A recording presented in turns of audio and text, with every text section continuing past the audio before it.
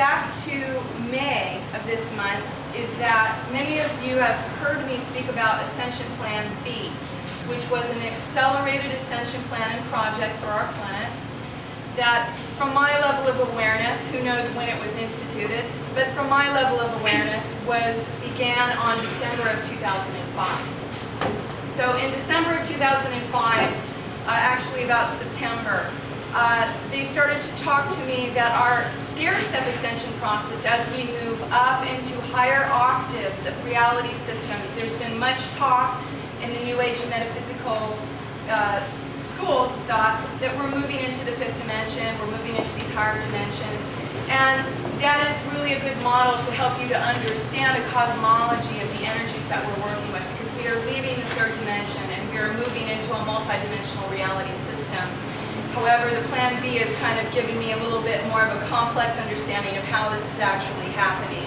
So this particular Plan B is an accelerated ascension plan. And what that means is that we're getting bombarded with frequencies. We're getting exposed to energies much faster than supposedly. It's kind of hard to say in semantics. Was it always there? Who knows? In my awareness, the way they're relaying it to me is that certain conditions were not met by a particular time vector in our cycle of linear time, which necessitated an acceleration.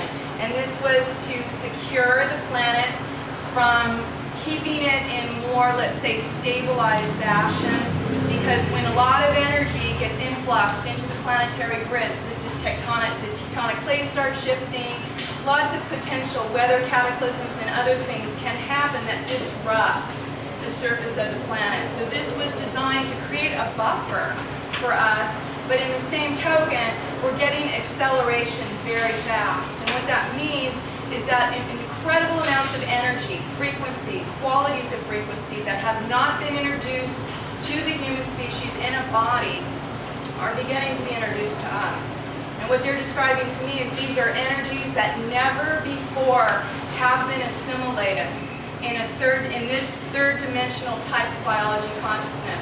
So we have all the coding, and our cells know what to do, but because we're accelerating, we're going to find ourselves in some really interesting, transitional, kind of unique challenges. And so this is the design of this is, of course, to share this. So when we find ourselves in some of these unique challenges, that we stay out of fear, that we stay out of the constriction.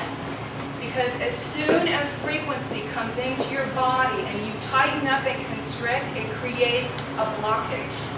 And we're going to start to see this more and more in the external world, in the external hologram. So it's very important to understand that these frequencies, although in the coding of these frequencies is our liberation and divinity of unlocking our consciousness, simultaneously it's purifying and clearing out all kinds of lower vibrations. So it's very much like a detoxification process. And if a consciousness is locked into a paradigm of which it refuses or resists change, it will create a blockage and the organism will start to deteriorate. So it's absolutely imperative that we remain expanded, open, connected, learn how to connect to your own higher power and source, learn some different tools when you're in those challenging moments, if you're one of the beings that have those particular contracts, because not all of us are doing the same thing. We each have a very specific and unique purpose in what we bring to the Ascension Plan. However, many of us are genetic path cutters, and this is why I want to talk about this today. But before I get started on that, I want to talk about May, because May is going to be very important and ongoing for 2007.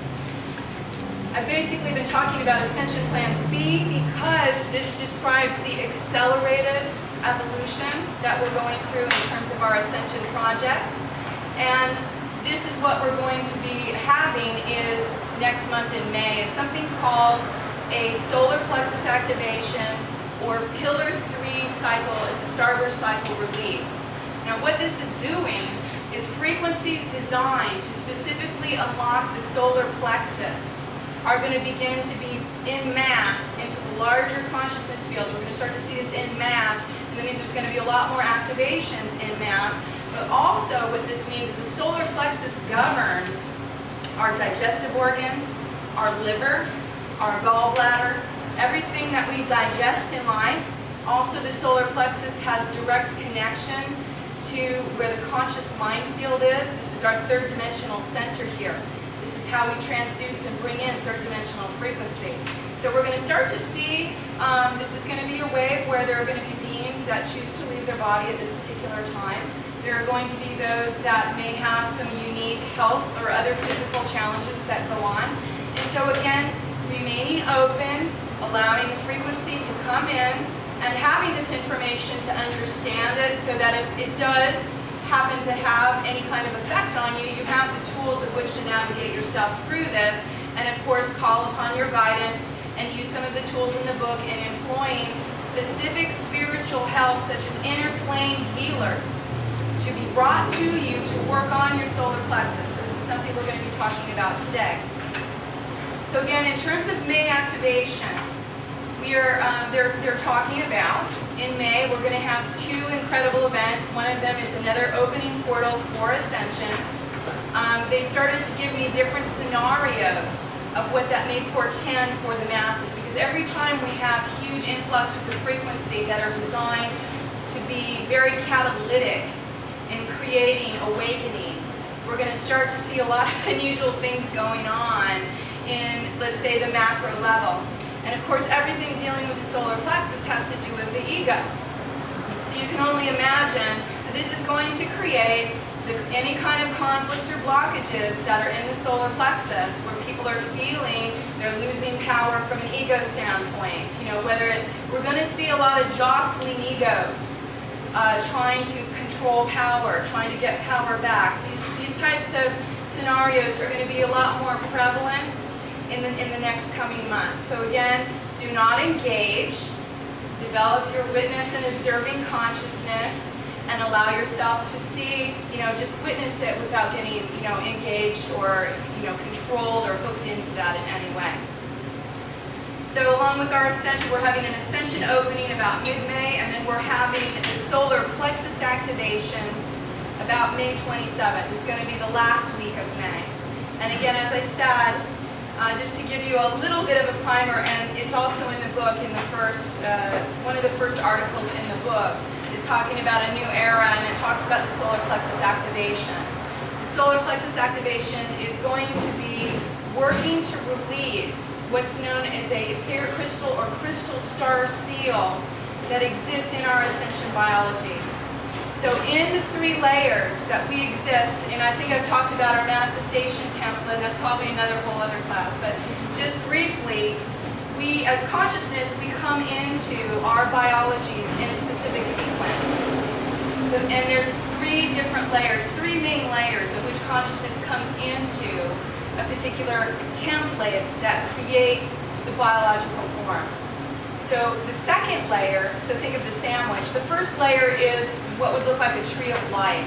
You've seen in Kaaba a tree of life, it's the tree of life that's in the Kabbalah is a 10-sphere system. The Guardians use a 12-sphere system, one sphere for each dimension and level of identity. So to them, the Kabbalah is actually distorted because the information is being withheld that we actually have two more spheres of identity structure that are not being given to us at the Kabbalah level. So this is called the Kathara grid or 12-tree grid system. Our 12-tree grid is our first level of our manifestation template. The next level is something called the crystal seals grid, which control how particles of the frequency, it's particle spin and frequency, and how that frequency comes in to our chakra layers. The next level after the crystal seals grid, which is directly on our heart line, is our chakra system. So the crystal seals grid is the part of us that's going to be activated in this solar plexus activation. There's going to be a change in how frequencies are conducted and brought into the solar plexus.